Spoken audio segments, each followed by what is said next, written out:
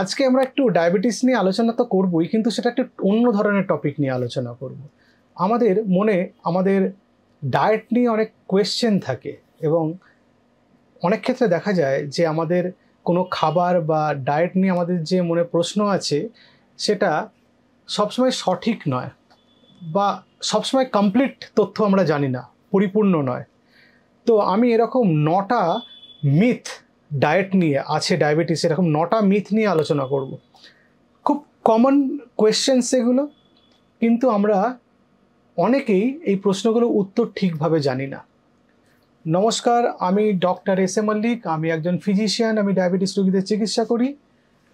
আর আজকে আমাদের আলোচনা ডায়াবেটিসের ডায়েট নিয়ে 9টা ভুল ধারণা শুধরে দেওয়া, সেই ব্যাপারে আমরা আলোচনা করব।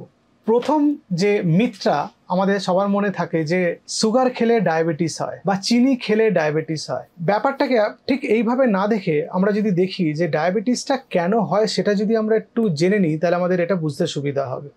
ডায়াবেটিসটা হয় দুটো কারণে, একটা টাইপ 1, মেনলি দুটো কারণে, আরও অনেক ধরনের ডায়াবেটিস আছে সেগুলো নিয়ে আলোচনা করছি না। টাইপ 1 ডায়াবেটিস, যেটা একটা কি ভাইরাল ইনফেকশনের পরে কোনো অ্যান্টিবডি তৈরি হলো, সেটা ইমিউনোলজিক্যাল ডিস্ট্রাকশন হলো, বিটা সেলস অফ প্যানক্রিয়াস, সেখান থেকে ইনসুলিন তৈরি হওয়ার কোষগুলো নষ্ট হয়ে গিয়ে ইনসুলিন নিয়ে, এটা টাইপ 1 ডায়াবেটিস। এবং টাইপ 2 ডায়াবেটিসে বডিতে ইনসুলিন তৈরি হচ্ছে, কিন্তু ইনসুলিন যে পরিমাণ ইনসুলিন তৈরি হচ্ছে সেটা যথেষ্ট নয়, অথবা যে ইনসুলিনটা তৈরি হচ্ছে সেটা বডিতে ঠিকমতো কাজ করতে পারছে না।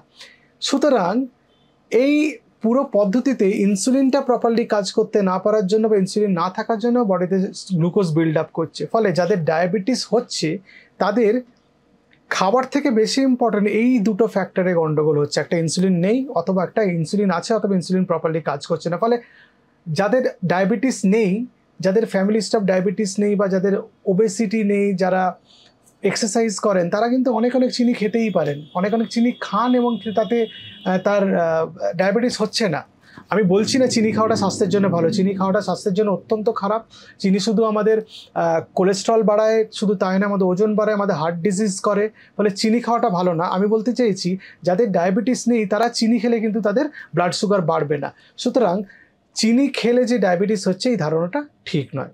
2 নম্বর যে মিথটা, কার্বোহাইড্রেট খেলে ডায়াবেটিস বেড়ে যাবে বা কার্বোহাইড্রেট বডির জন্য শত্রু। আপনাকে একটা ইনফরমেশন দিই, আমেরিকান ডায়াবেটিক অ্যাসোসিয়েশন যে ডায়েটারি গাইডলাইন বানিয়েছে তাতে বলেছে প্রত্যেকটা মিলে, ডায়াবেটিক পেশেন্টদের কথা বলছি, ডায়াবেটিক পেশেন্টদের প্রত্যেকটা মিলে 45 to 60 গ্রাম কার্বোহাইড্রেট থাকতে হবে। কার্বোহাইড্রেট কেন থাকতে হবে? আমরা তো প্রোটিন বা ফ্যাট থেকেও আমরা এনার্জি বা ক্যালোরি নিতে পারি। কার্বোহাইড্রেটের মধ্যে এমন কিছু জিনিস আছে যেগুলো প্রোটিন বা ফ্যাটের মধ্যে নেই। কার্বোহাইড্রেটের মধ্যে ডায়েটারি প্রোটিন আছে, কিছু ভিটামিন মিনারেলস থাকে, এবং কার্বোহাইড্রেট থেকে এনার্জি পাওয়া যায়, গুড সোর্স অফ এনার্জি।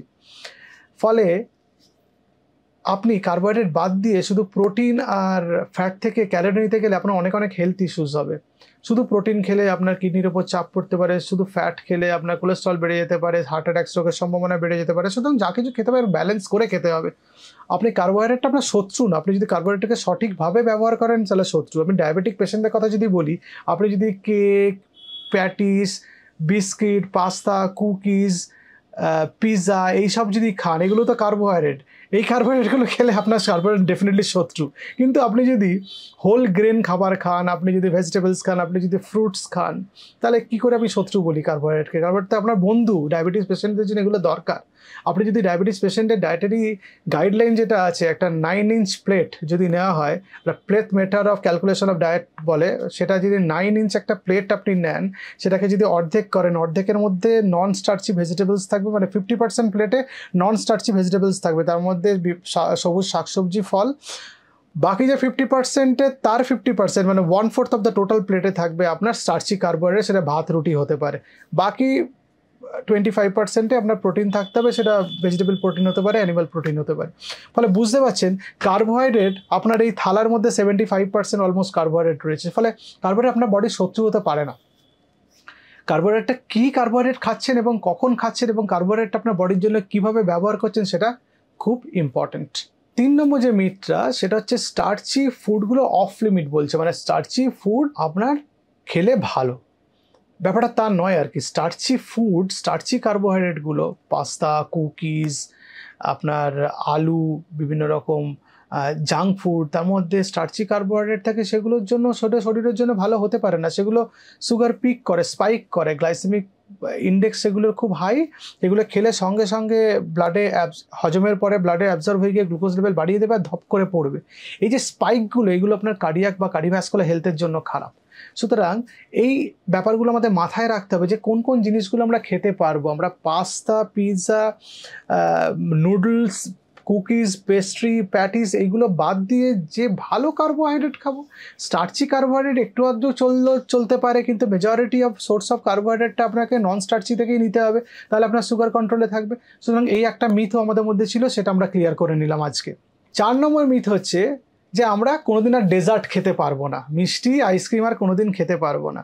আমি বলি ব্যাপারটা তা না। ডায়াবেটিসে অল আর নান বলে ব্যাপার কিছু হয় না, অল আর নাথিং বলে ব্যাপার কিছু হয় না। মানে আমি এটা কোনো কিছুই খেতে পারবো না বা এটা থাকলে সব কিছু খেতে পারবো তা নয়।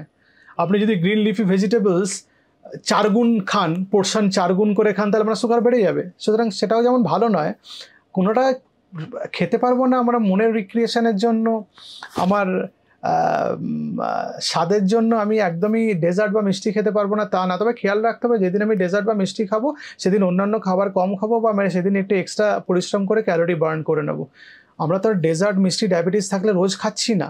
সে মাসে আমি একটা দিন কোনো একটা অনুষ্ঠান বাড়িতে গেলাম, সেখানে 1 পিস মিষ্টি খেলাম, বা কোনো একটা জায়গায় গেলাম যেখানে আইসক্রিম সার্ভ করা হচ্ছে, সেখানে একটা স্লাইস আইসক্রিম খেলাম, সেটা আমার সুগার লেভেলকে বিরাট কিছু খারাপ করে দেবে না যদি আমি অন্যান্য খাবারগুলো যথেষ্ট বেশি পরিমাণে খেতে থাকি এবং আমি যদি এক্সারসাইজ না করি। আমি যদি প্রপার ডায়েটারি গাইডলাইন ফলো করি, ডাক্তারবাবুরা যেটা বলে দিচ্ছেন, নিউট্রিশনিস্টরা বা ডায়েটিশিয়ান যেটা বলে দিচ্ছেন, সেটা যদি আমরা ফলো করতে থাকি, তাহলে আমাদের কিন্তু এই অল্প আইসক্রিম বা মিষ্টি চিনি আমার শরীরে গেল, এটা আমাদের ক্ষতি করার কোনো কথা নয়। কিন্তু এটা আমাদের আলটিমেটলি মনের স্বাস্থ্যটাও তো দেখতে হবে। শুধু শারীরিক স্বাস্থ্য আমরা দেখে চলেছি, আমরা ডাক্তারের কাছে ছুটছি, একদম খাচ্ছি না, মিষ্টি খাচ্ছি না, যা কিছু বলছেন সেটা ফলো করছি। আসলে দেখা গেছে 70% ডায়াবেটিক পেশেন্টরা যে স্ট্রিক্ট ডায়েটারি গাইডলাইন আমরা দিই সেগুলো ফলো করেন না। তার মধ্যে অনেক কিছুই গোলমাল হয়ে যায়। সেটা আমাদের আর্থসামাজিক অবস্থা, বাড়ির পরিবেশ, অনেক কিছু কারণের জন্য, মানে ওয়ার্ক কালচার, জব, এগুলোর জন্য অনেক কারণে হয়ে ওঠে না। কিন্তু যেটুকু আমরা পারছি সেই ডায়েটারি গাইডলাইন যাতে ঠিকঠাক ফলো করি, এবং আমরা যখন ইচ্ছা করছে বহুদিন খাচ্ছি না, একটা চিট ডেতে, একটা চিট মিল হিসাবে একটা মিষ্টি একটু আইসক্রিম খেলাম, সেদিন অন্য খাবারগুলো কমিয়ে দিলাম যাতে সুগার স্পাইক না হয়, এবং হেঁটে চলে একটু বেশি হেঁটে নিলাম, এক্সারসাইজ করে নিলাম, তাহলেই হবে। সো এই একটা মিথ আমাদের গেল যে ডেজার্ট একদম খেতে পারবো না, ব্যাপারটা একদমই সত্যি নয়। ইচ্ছা করলে 1 মাসে 2 মাসে একবার একটু খেতেই পারি, সেটা স্বাদ অনুযায়ী খেতে পারি, ডায়াবেটিসের ব্যাপারটা মাথায় রেখে। 5 নম্বর মিথ হচ্ছে যে আমরা কোনোদিন আর অ্যালকোহল খেতে পারবো না। আমি প্রথমেই বলি, অ্যালকোহল এমন একটা জিনিস যেটা শরীরের প্রত্যেকটা অর্গানকে খারাপ করে। অ্যালকোহল খেতে আমি কোনোভাবে আজ অবধি এন্ডোর্স করিনি। অ্যালকোহল কোনো পেশেন্ট আমাকে জিজ্ঞেস করলে অ্যালকোহল খাওয়ার কথা আমি স্ট্রিক্টলি বলেছি অ্যালকোহল খাবেন না। কিন্তু এরকম আছেন লোক যারা খেতে পছন্দ করেন, পার্টি করেন, তাদের জন্য আমি আজকে এই টপিকটা নিয়ে আলোচনা করতে চাই। অ্যালকোহল খাওয়ার যে গাইডলাইন আছে সেটা একটু ডিফারেন্ট। যদি অ্যালকোহল ইন মডারেশন খাওয়া যায় তাহলে বলেছে খুব ক্যালোরি অ্যাড হয় না, তবে অ্যালকোহলে একটা সার্ভিংয়ে 30 গ্রামসের মতো ক্যালোরি থাকে, মানে 30 গ্রামস কার্বোহাইড্রেট এতে কম্পারেবল ক্যালোরি থাকে, এবং সেটা খুব একটা কম নয়, যথেষ্ট বেশি পরিমাণ। আপনি যদি অ্যালকোহল খান এবং তার সঙ্গে অন্যান্য খাবারও খাচ্ছেন, তাহলে আপনার সুগার স্পাইক হওয়ার সম্ভাবনা থাকে। অ্যালকোহল ডায়াবেটিসে খেতে না করি তার অনেকগুলো কারণ আছে। অ্যালকোহল ফ্যাটি লিভারকে অ্যাগ্রাভেট করে। অ্যাপার্ট ফ্রম দ্যাট, অ্যালকোহল খেলে 24 ঘন্টা অবধি হাইপোগ্লাইসিমিয়া হতে পারে আননোটিস, পেশেন্ট বুঝতে পারবে না তার হাইপোগ্লাইসিমিয়া হচ্ছে। সেই জন্য অ্যালকোহল খেলে আমি বলি 24 ঘন্টা বাড়িতে সুগার টেস্ট করতে, 24 ঘন্টার মধ্যে 3-4 বার অন্তত সুগার টেস্ট করতে। অ্যালকোহল আরেকটা জিনিস করে, লোকের ধারণা অ্যালকোহল খেলে খুব রাত্রে ভালো ঘুম হয়, কিন্তু ঘুমানোর জন্য অ্যালকোহল খায় ডাক্তারবাবু, পেশেন্টরা অনেকে বলেছেন। ধারণাটা সম্পূর্ণ মিথ্যে। অ্যালকোহলটা খেলে আপনার ঘুম ডিসরাপ্টেড হয়, আপনি ড্রাউজি হয়ে পড়ে থাকেন কিন্তু ঘুম প্রপারলি হয় না, সেই জন্য পরের দিন সকালবেলা আপনি ঝিমিয়ে থাকেন, সেটাকে আমরা হ্যাংওভার বলি। অ্যালকোহল আমাদের ঘুমটাকেও কমিয়ে দেয়। অ্যালকোহল একটা পারমিসিবল লিমিট আছে। অ্যালকোহল যারা খান তাদের জন্য বলি 2টো ড্রিঙ্ক, পুরুষ মানুষ হলে 2টো ড্রিঙ্ক এবং মহিলা হলে 1টা ড্রিঙ্ক। এবার এই ড্রিঙ্ক তো বিভিন্ন প্রকার অ্যালকোহল, বিভিন্ন রকমের কনসেন্ট্রেশন, এবারে 1টা ড্রিঙ্ক 2টো ড্রিঙ্ক তাহলে কী করে বুঝবেন? একটা ড্রিঙ্ক মানে হচ্ছে 150 ml রেড ওয়াইন বা 45 ml distil spirit, vodka, brandy, whisky এই ডিস্টিল স্পিরিটের মধ্যে পড়ে, অথবা 355 ml বিয়ার। এটা হচ্ছে একটা ড্রিঙ্কের সমতুল্য, এটা ডকুমেন্টেড আছে, এটা আপনি ইন্টারনেটে পেয়ে যাবেন। সুতরাং মহিলাদের একটা ড্রিঙ্ক এবং পুরুষ মানুষদের দুটো ড্রিঙ্ক। আবার এই টপিকটা শেষে বলছি, অ্যালকোহল খাওয়া স্বাস্থ্যের জন্য খারাপ, অ্যালকোহল খাবেন না। অ্যালকোহল খেলে আপনার অ্যালকোহলটা ছাড়তে চেষ্টা করুন, আপনার শরীরে আলটিমেটলি অ্যালকোহল ছাড়লে লাভই হবে। 6 নম্বর মিথ হচ্ছে যে ফল মিষ্টি, তার জন্য ফল শরীরের জন্য খারাপ। আমি আমার প্রেসক্রিপশানে লিখে দিই যে আপনি পেয়ারা শশা খেতে পারবেন, কখনো কখনো কয়েক টুকরো পেঁপে খেতে পারবেন। এই 3টে ফল ছাড়া বেরিজ হতে পারে, অ্যাপেল হতে পারে, এগুলো আপনি খেতে পারেন। কখনো কখনো গ্রেপসও খাওয়া যায়। তবে আম, কাঁঠাল, লিচু, কলা এই 4টে গ্লাইসেমিক ইন্ডেক্স খুব বেশি। আমি একদম মুখস্থর মতো করে আপনাদের মুখস্থ করিয়ে দিচ্ছি। এই 4টে গ্লাইসেমিক ইন্ডেক্স বেশি, কম পরিমাণে খাবেন, রোজ খাবেন না, সপ্তাহে 2 দিন খাবেন। যেদিন খাবেন সেদিন একটু এক্সট্রা এক্সারসাইজ করে নেবেন। ফল আপনি খেতে পারবেন, ফল খাওয়াটা শরীরের জন্য দরকার, যদি না কোনো কন্ট্রাইন্ডিকেশন থাকে, মানে যদি না কোনো আপনার কিডনির প্রবলেম থাকে, যদি না পটাশিয়াম বেড়ে যাওয়ার প্রবলেম থাকে, এইগুলো যদি না থাকে। 7 নম্বর মিথ হচ্ছে পেশেন্টরা বলে আপনি তো ডাক্তারবাবু সুগারের ওষুধ লিখে দিলেন, তাহলে আমি যা ইচ্ছা কিছু খেতে পারি। সুগারের ওষুধ দেওয়া মানে এটা আপনাকে টিকিট দেওয়া নয় যে আপনি যা ইচ্ছা কিছু খেতে পারেন। ডায়াবেটিসের ওষুধ সেভাবেই আপনাকে দেওয়া হচ্ছে, পারলে কিছু কম ডোজে দেওয়া হচ্ছে, যাতে আপনি ডায়েটারি রেস্ট্রিকশন ফলো করবেন এবং এক্সারসাইজ করে সুগারটাকে কন্ট্রোলে রাখার চেষ্টা করবেন। তার কথা ভেবেই আপনাকে ওষুধটা দেওয়া হচ্ছে এবং এটা কম ডোজে দেওয়া হচ্ছে, আপনাকে খুব বেশি ডোজে দেওয়া হচ্ছে না। আপনি যদি সব খেতে আরম্ভ করেন সুগার তো অনেক অনেক বেশি আসবে, তখন অনেক বেশি ডোজে ওষুধ খেতে হবে। শুধু তাই না, আপনি সব খেতে থাকেন, তার একটা যে অক্সিডেটিভ স্ট্রেস হয় বডিতে সুগার বেড়ে যাওয়ার জন্য, সেগুলো আপনার হার্ট ডিজিজ, কিডনি ডিজিজ, চোখের প্রবলেম, লিভারের প্রবলেম, ব্রেনের প্রবলেম বা সেরিব্রাল স্ট্রোক, এই প্রবলেমগুলো করতে পারে। ওই জন্য ডায়াবেটিসের যে ডায়েটারি রেস্ট্রিকশনসগুলো আছে সেগুলো ফলো করতে হবে ওষুধ খেলেও, এটা আমাদের মনে রাখতে হবে। সুতরাং এই মিথটাও আমাদের ক্লিয়ার হয়ে গেল। 8 নম্বর হচ্ছে ডায়াবেটিস তো কার্বোহাইড্রেটের জন্য সুগার বেড়ে হয়, তাহলে আমরা তো যত ইচ্ছা ফ্যাট, চর্বি এগুলো খেতে পারি। ব্যাপারটা তা নয়।